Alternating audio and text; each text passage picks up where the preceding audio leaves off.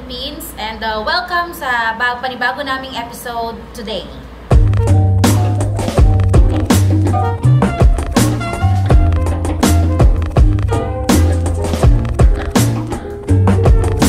Okay, para sa work tips / health tips of the day na rin natin, you have to avoid large, heavy lunches that will leave you feeling fatigued. Instead, kumain ka ng mga pagkain na mataas sa protein, antioxidants, and fiber. Granola foods and berries will help you feel focused and full. Yung mga energy drinks na iniinom natin bago pumasok sa umaga, yes, makakatulong yon, pero para sa maikling oras lang. And then, once na yung sugar na yun, na-absorb na ng katawan, at medyo tumagal na siya, after ilang hours, sobrang naman yung pagod na mafe-feel mo. At pag na-feel mo yon, dahil sobrang pagod, na para ka ng zombie, hindi ka na makakapagtrabaho buong araw. Masisira niya lang yung buong araw mo at hindi ka na makaka-deliver ng tama. So, para makapagtrabaho ng maayos, huwag kumain ng mabibigat na pagkain. Instead, kumain lang ng mga pagkain na mataas sa protein, fiber, and antioxidants. Okay?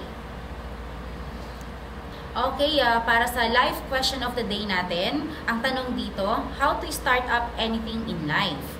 Kasi kahit ako, madami akong gustong gawin sa buhay, pero hindi ko alam kung ano ang uunahin at kung paano magsisimula. Especially kung ano ba talaga ang dapat unang. Okay, so ang mabibigay kong tip sa'yo, 3. Una, kailangan alam mo yung priority mo. Pangalawa, kailangan marunong kang mag-strategize. Pangatlo, check mo kung ano yung mga resources mo. Anong ibig kong sabihin? Know your priority. Wait lang, ang dami-dami kong priority. Pwede mo tanongin mo sa sarili mo. Ang dami-dami kong gusto. Ngayon, ang makakatulong para malaman mo kung ano talaga yung gusto mo, isulat mo lahat ng mga gusto mong mangyari. At sa mga moment na yun, marami kang gusto. Diba? So, pag naisulat mo na siya, balikan mo ulit. Balikan mo ulit at pakiramdaman mo kung ano ba talaga yung gusto mo. Learn to strategize. Matuto kang mag-strategize. Ngayon, dahil alam mo na kung ano yung gusto mo, alamin mo rin kung ano yung strength mo, saan ka ba magaling.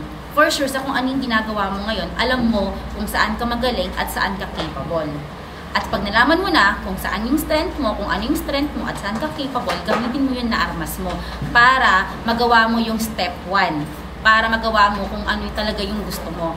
And then, ang pinaka-last, you have to check your resources. Di kung sabihin doon, kunwari, nalaman mo na kung ano yung priority mo, nalaman mo na kung saan ka magaling. Kung wala ka namang enough resources, hindi rin maisasakatuparan kung ano yung mga gusto mong mangyari. Kasi, diba, pag may gusto kang gawin, kailangan kumpleto ka.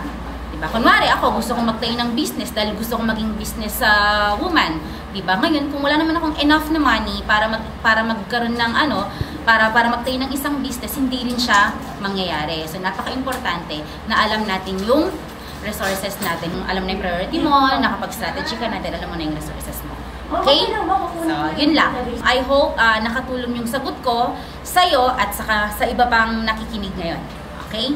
If you like this video, just give us a thumbs up. Okay, para sa mga hindi pa nakakapag-subscribe, mag-subscribe na kayo. And then, sa mga hindi pa nakakapanood ng video, just click here. Okay, at para sa mga gusto nang mag-apply, apply na dito. Just click the button below. Okay. Bye! Para sa mga hindi pa nagsusubscribe, then, ulit, isa ka panood ng video na to. Just, ano yun? Okay, para sa mga hindi pa sorry na wala ako yung pangatlo.